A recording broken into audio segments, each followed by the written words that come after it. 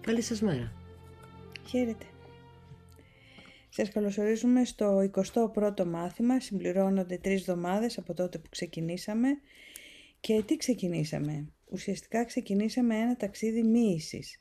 Γιατί τα μαθήματα θαυμάτων είναι μία μοίηση στα ενδότερα της ψυχής, στις βαθύτερες αλήθειες, αυτές που υπάρχουν μέσα μας βαθιά, που τις νοσταλγεί η ψυχή μας, που και που έχουμε μία γεύση τους, αλλά στην ουσία δεν έχουμε ουσιαστική επαφή ακόμα, όμως βήμα-βήμα πάμε προς τα εκεί.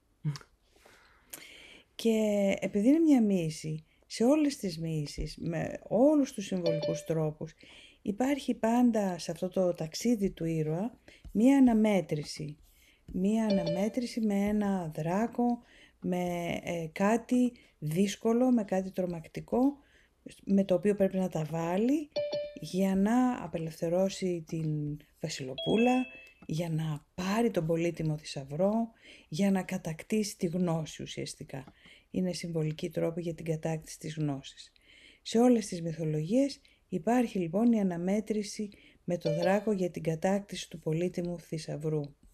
Βλέπουμε στην πάνω εικόνα από ένα αγκείο αρχαιοελληνικό, ο δράκος φυλάει τα μήλα των Εσπερίδων. Τα πολύτιμα μήλα αυτά που έπρεπε να φέρει ο Ηρακλής. Και στην κάτω εικόνα ο δράκος φυλάει το χρυσόμαλο δέρας. Πάλι κάτι πολύτιμο που έπρεπε να φέρει ο Ιάσον, ο αργοναύτης. Σαν τους μυθικούς ήρωες λοιπόν, και εμείς ξεκινάμε σήμερα να εξουδετερώσουμε τους δράκους στο νου μας.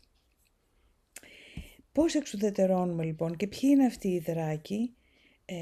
Πρώτα απ' όλα είναι η αορασία μας, δηλαδή η δυσκολία μας να δούμε την αλήθεια. Και βέβαια την αλήθεια δεν τη βλέπουμε με τα μάτια του σώματος, τη βλέπουμε με τα μάτια του νου, της ψυχής, της καρδιάς, πάντως με κάτι όχι υλικό. Έτσι λοιπόν το σημερινό μάθημα 21 μας λέει: είμαι αποφασισμένη να δω τα πράγματα διαφορετικά. Έχουμε λοιπόν εδώ το μάθημα 21. Μισό λεπτό λοιπόν.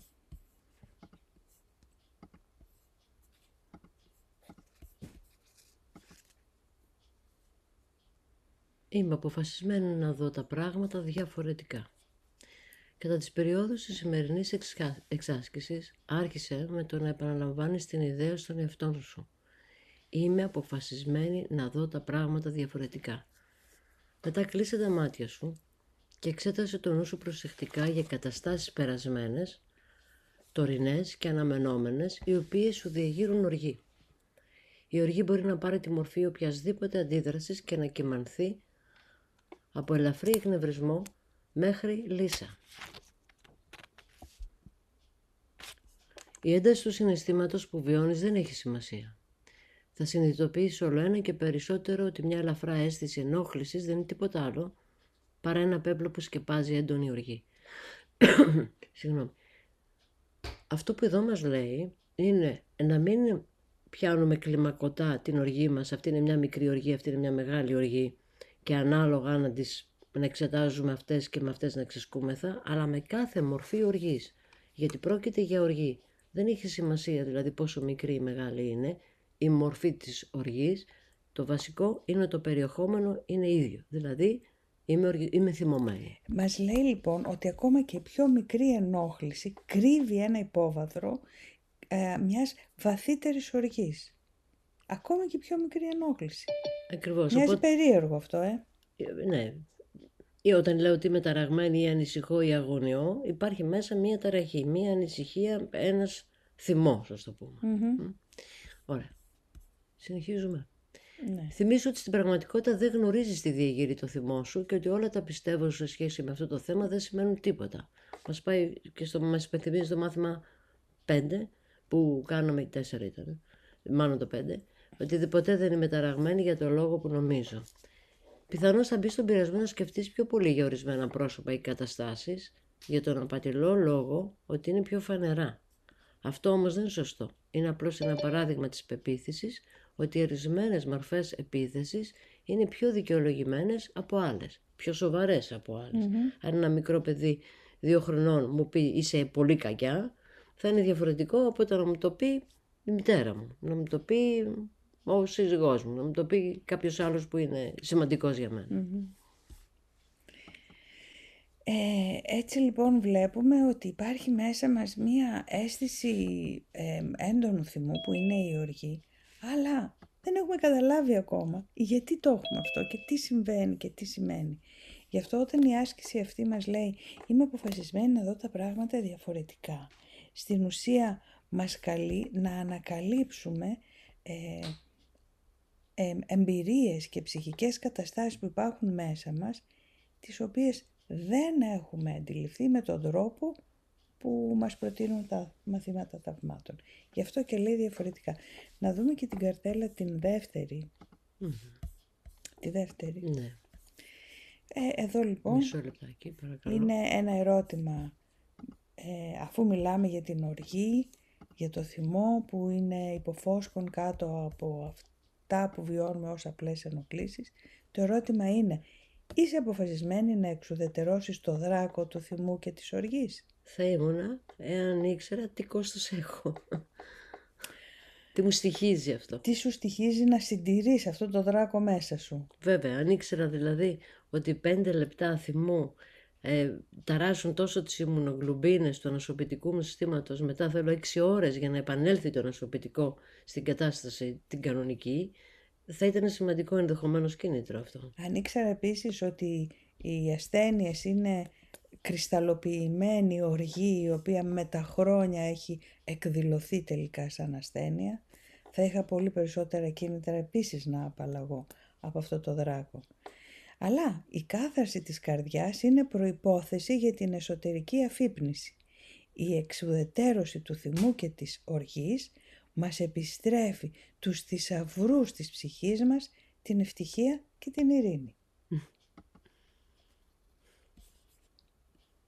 Πρέπει λοιπόν πρώτα να συνειδητοποιήσουμε ότι υπάρχει μια οργή βαθιά από κάτω, τις εκδηλώσεις τις οποίες τις βλέπουμε με ασθένειες, με συγκρούσεις, με χωρισμούς, με διάφορους τρόπους, με παράπονα χρόνια, με ενοχές, με φοβίες. Υπάρχει λοιπόν μια οργή από κάτω, αυτό αποκαλύπτουν σήμερα τα μαθήματα θαυμάτων. Και μια που έχουμε εδώ μια ερώτηση από τον Δημήτρη, η οργή δεν είναι και καλυμμένος φόβος? Βεβαίως και είναι. Για να θυμώσω πρέπει να έχω απειληθεί, γιατί ο θυμός μου είναι μια υπεράσπιση κάποιου πράγματος. Οπότε βεβαίως είναι φόβος από κάτω. Απλώς μένουμε αυτή τη στιγμή στο επίπεδο του θυμού. Θα έχουμε ασκήσεις οι οποίες θα μας οδηγήσουν στην πλήρη ανάλυση του πώς φτάνω στον θυμό ή στην οργή. Άλλωστε η άσκηση αυτή είναι η πρώτη που μας καλεί να βάλουμε και την αποφασιστικότητά μας να δούμε, να δω τα πράγματα διαφορετικά. Δηλαδή επικαλείται μια όραση άλλου τύπου, πιο βαθιά από την επιφανειακή επίγνωση για τα πράγματα ή για τον εαυτό μας. Αυτό είναι το σημαντικό. Δηλαδή πέρα από το θυμό μου, πέρα από τον τρόπο που βλέπω, υπάρχει ένας άλλος τρόπος να δω τα πράγματα. Εάν κατανοήσω το κόστος λοιπόν του θυμού και τι κρύβεται από πίσω που με εμποδίζει να το δω ο θυμός, δηλαδή μια άλλη αντίληψη για το συγκεκριμένο περιστατικό, θα αντιληφθώ, εάν φτάσω εκεί, θα αντιληφθώ ότι ο θυμός μου δεν κάνει τίποτα άλλο, όταν θυμώνω μάλλον, παρά να υπερασπίζομαι και να υπηρετώ τις πεποιθήσεις μου. Αυτές που είναι ήδη παρελθόν που είπαμε και οι οποίες δεν έχουν καμία αξία, όπως κάναμε στις πρώτες ασκήσεις. Γι' αυτό οι πρώτες ασκήσεις έχουν μεγάλη σημασία, μεγάλη ερμηνευτική δύναμη για να μπορέσω να καταλάβω τις επόμενες.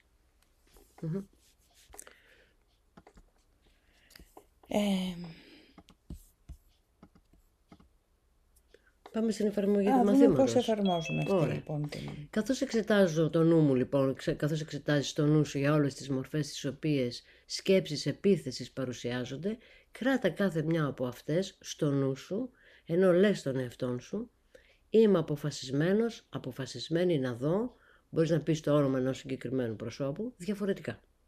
Είμαι αποφασισμένη να δω τον τάδε, διαφορετικά. Την τάδε, είμαι αποφασισμένη να δω Μπορείς να αναφέρεις και την περίσταση, αυτό το περιστατικό, διαφορετικά, αυτή την προσβολή διαφορετικά.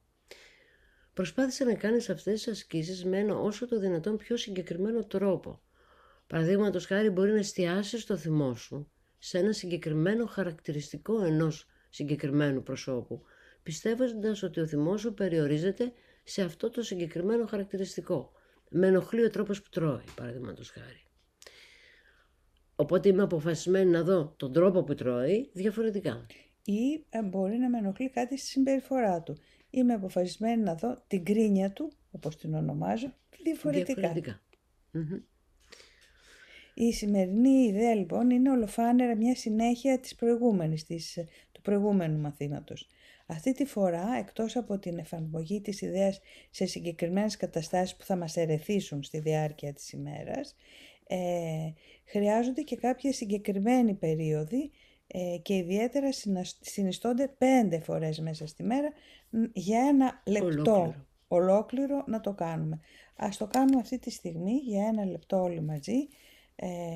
Εξετάστε το νου σας για μορφές ενόχλησης που έχετε, θυμού ή απλής ενόχλησης με πρόσωπα, πράγματα και καταστάσεις και πείτε μέσα σας, είμαι αποφασισμένη να δω αυτό το πρόσωπο ή αυτή τη συμπεριφορά ή αυτή την κατάσταση ή αυτή την ασθένεια, ό,τι και αν είναι, διαφορετικά.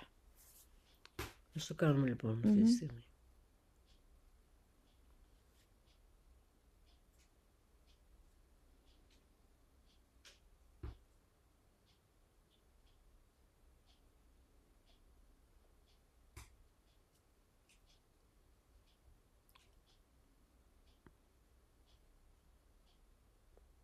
Ωραία. Μπορούμε να το κάνουμε και για άλλα χαρακτηριστικά. Όχι το ίδιο μόνο, όπως μας ρωτάει εδώ η Μαρία. Ναι, μπορούμε να το κάνουμε για διάφορα πράγματα. Ναι. Έτσι λοιπόν, μακάρι η καθαρή την καρδία ότι αυτοί των Θεών όψονται. Αυτό μας φανερώνει ότι υπάρχει μια άλλη όραση, αλλά για να ανοίξουν οι οφθαλμοί αυτής της άλλης όρασης, χρειάζεται να καθαρίσει η καρδιά μας. Από τι? Από το θυμό. Από τους δράκους του θυμού, του φόβου, της ενοχής. Εδώ εμπροκειμένου η συγκεκριμένη άσκηση μας καλεί να καθαρίσουμε την καρδιά μας από το θυμό, που είναι, ναι, σωστά, μια μορφή φόβου, συνδεδεμένη βαθιά με την ενοχή επίσης. Αλλά αυτά θα τα δούμε σιγά σιγά. Πόσο μας βασανίζουν οι επιθετικές σκέψεις. Ας πάμε λοιπόν στο διαλογισμό, όπου εγκαταλείπουμε τις επιθετικές μας σκέψεις και καλούμε πίσω και βιώνουμε τις άλλες σκέψεις αυτές, που είναι απαλλαγμένες από κάθε επίθεση και που μέσα στο διαλογισμό ονομάζονται άγιες σκέψεις. Πάμε σε αυτό λοιπόν.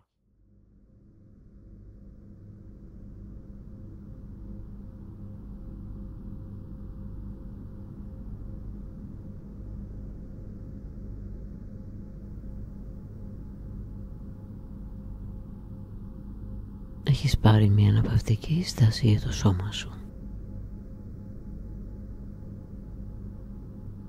Κάθισε σιωπηλά και κλείσε τα μάτια σου.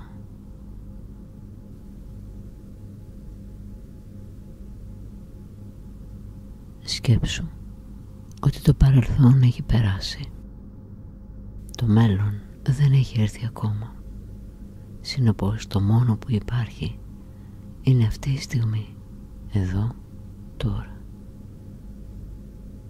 Συνειδητοποίησε ότι αληθινά είσαι και ότι αληθινά έχεις είναι στο τετραγωνικό που πιάνεις αυτή τη στιγμή, εδώ τώρα.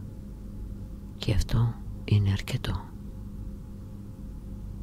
Για λίγο εστιάσου στην αναπνοή σου.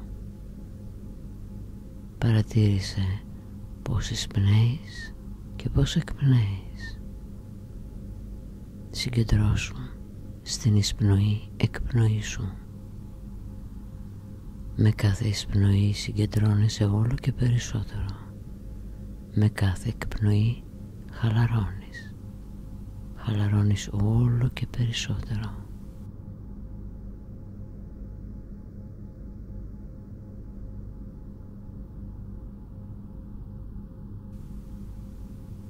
Με κάθε εισπνοή συγκεντρώνεσαι όλο και περισσότερο. Με κάθε εκπνοή χαλαρώνεις το μέτωπο, τον αυχένα, τους ώμους χαλαρώνουν τα χέρια, ο κορμός του σώματος, η λεκάνη, χαλαρώνουν τα πόδια ως τις άκρες των δακτύλων. Και με κάθε εκπνοή χαλαρώνει και πας βαθύτερα μέσα στην πιο βαθιά χαλάρωση.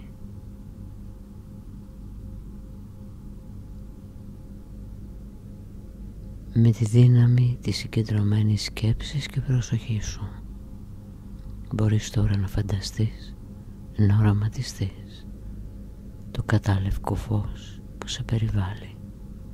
Είναι το φως της τέλειας αγνής συνειδητότητάς σου.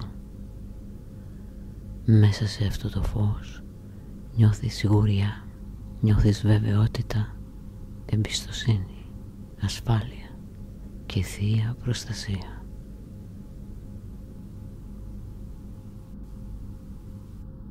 Αυτό το φως είναι πάντα μέσα σου.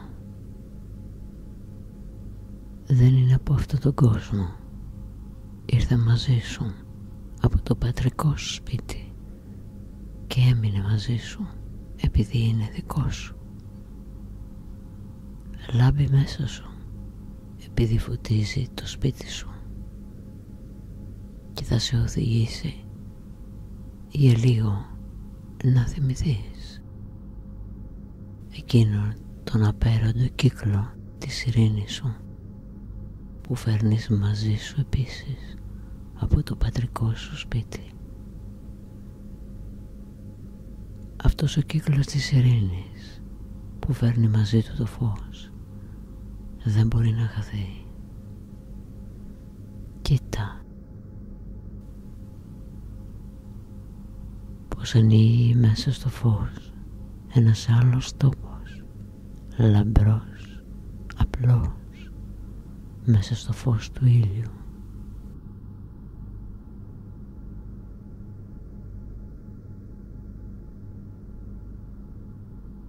Μέσα σε αυτόν τον τόπο που ανοίγει, τον υπέροχο,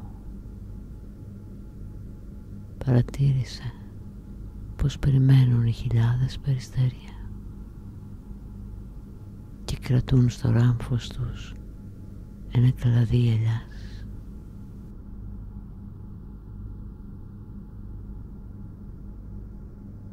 Περιμένουν να τους δώσεις την αποστολή τους και αν η καρδιά σου είναι έτοιμη και αν ο νους σου είναι πρόθυμος, ζήτησέ τους να γίνουν οι αγγελιοφόροι της ειρήνης σου. Ζήτησέ τους να πάνε στα πέρατα του κόσμου, στα πέρατα της οικουμένης και να αφήσουν το κλαδί της ελιάς όπου υπάρχει ανάγκη για ειρήνη στον κόσμο.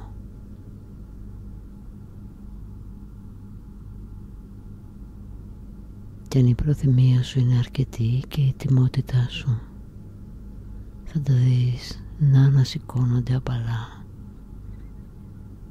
να κινούν απαλά τα φτερά τους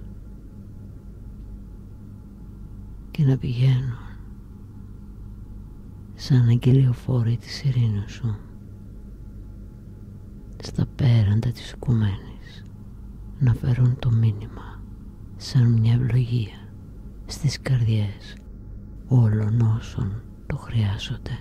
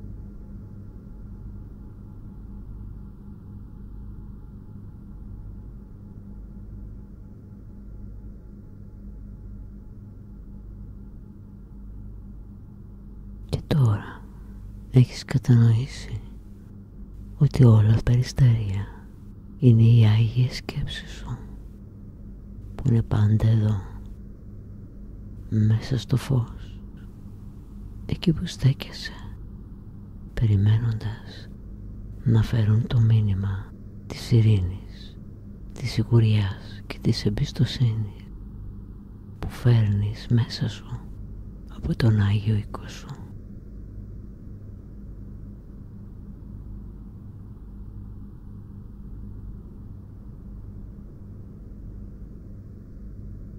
Και τώρα ήρθε η ώρα να επιστρέψουμε.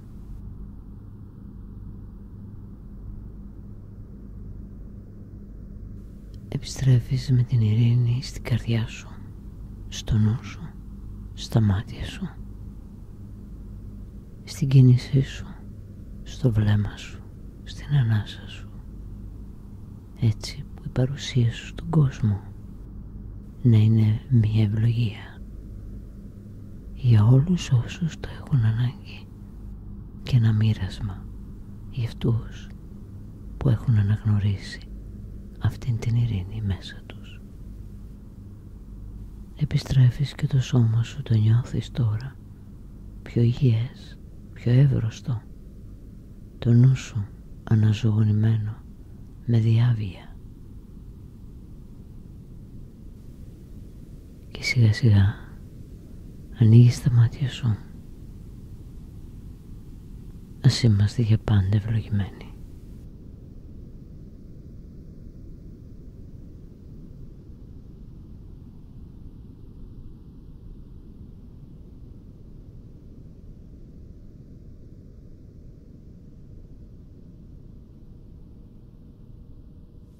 Καλώς ήρθατε πίσω λοιπόν από αυτό το όμορφο ταξίδι στο εσωτερικό μας φως και ίσως τώρα κατανοούνται περισσότερο τα στοιχεία που έχει αυτός ο διαλογισμός, όπως είναι αυτό το φως που φέρνουμε από τον Άγιο οίκο μας, όπως μας λέει, είναι το φως της αληθινής όρασης που υπάρχει πάντα μέσα μας. Το φέρνουμε από τον Άγιο οίκο μας, από εκεί που δεν υπάρχει επίθεση ούτε η σκέψη καν της αμαρτίας. Σιγά σιγά θα τα κατανοούμε όλο και περισσότερο, γι' αυτό επιμένουμε και σε αυτόν τον διαλογισμό αρκετές μέρες. Γιατί μιλάει μέσα στο υποσυνείδητό μας σε πολύ βαθύτερο επίπεδο. Ναι, οπότε ας αρχίσουμε να είμαστε πιο αποφασισμένοι να δούμε και να κάνουμε αυτό το ταξίδι που οδηγεί στα μήλα των Εσπερίδων, στο χρυσό μαλλοδέρας, ουσιαστικά στους πολύτιμους θησαυρούς της ψυχής μας. Καλημέρα, καλή εξάσκηση. Χαίρετε.